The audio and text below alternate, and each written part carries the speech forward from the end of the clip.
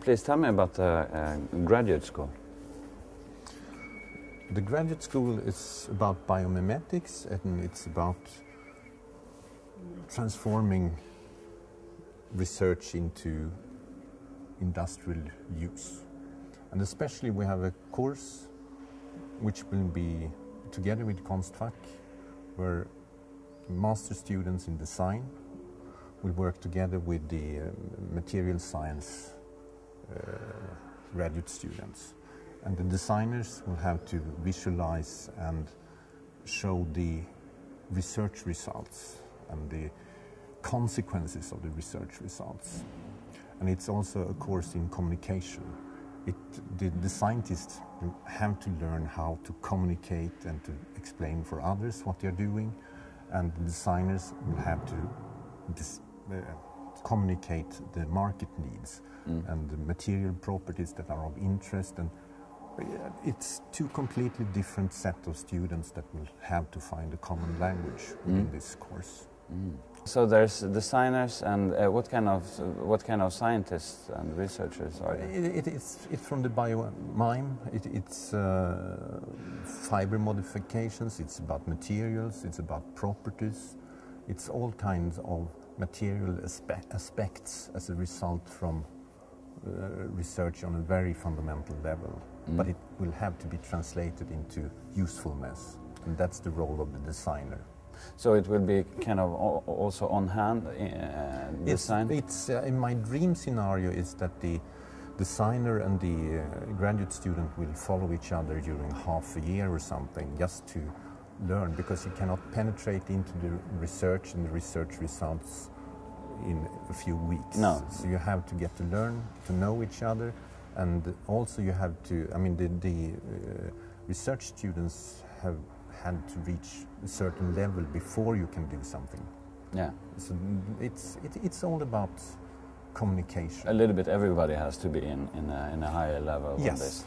So the ideal would be to have PhD design students working within the research school. But so also the point is that both the fields are gonna learn from each other. Yes. And trying to how to communicate in between. Yes, because I mean one of the big problems for the scientist is to know the market needs and to know the market. And the designer is sort of ultra sensitive to trends and to the market, but also very eager in learning and finding new technologies, new things. And I think it's a perfect match if we can get them to communicate and learn from each other and so on. Absolutely, absolutely.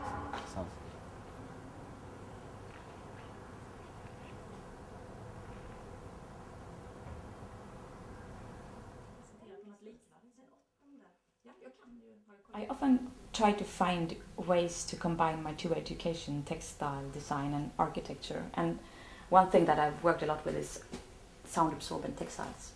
And this is an example of a textile where I've developed a thread, and then from this thread I've developed a woven textile. This is supposed to be used as a curtain, a common curtain, but it has maximum qualities as a sound absorbent. The big insight for me from the meetings with the Biomime researchers is that we work with the same kind of questions but in totally different fields, and that we have much more in common than I would have thought from the beginning. Yes, our processes are pretty much the same, but we work in a total different scale. I'm interested in cellulose fiber. It's pretty much my source of information for all technical textiles I develop. For me, it's interesting to work with cellulose fibers because I think designers and artists in general always has looked at the nature for inspiration and knowledge. So this it's not so different from what I've done before, but of course I'm eager to learn more and find new challenges. As a designer, you have these dreams of things you want to reach and to develop, and I hope cellulose fibers are the answer to my questions. My wish list from Biomime is a tailor-made cellulose fiber who can either absorbing sound or absorbing light, for example.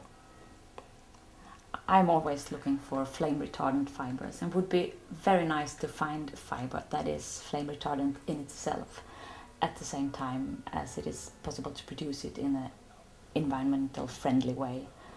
And then of course the sound absorbent quality is always interesting.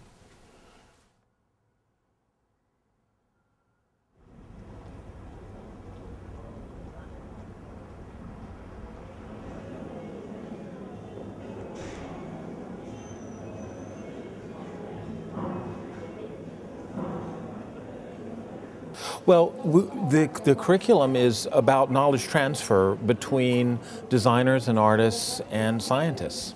And it's an extraordinarily important opportunity for the students and for the faculty, because this kind of relationship is unique, very forward-looking, and it's really a predictor of the future of education, and it's going to be important for us for what we can see going back and forth between this kind of interdisciplinary communication between two very disparate, very different kinds of disciplines.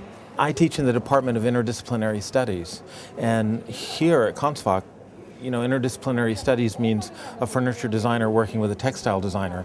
Not in my world. It's scientists and artists working together, because what we know for sure is that the lower the alignment between the disciplines, when we do see an interdisciplinary collaboration succeed, the value of those collaborations is much higher than if the disciplines are more closely aligned. So this is an important opportunity for us to show how that works. Well, what we want them to do is begin a conversation across disciplines with one another, so they know just enough about each other's discipline to be able to see where they can make a difference on the chemistry side or on the design side. And that will be a giant step forward.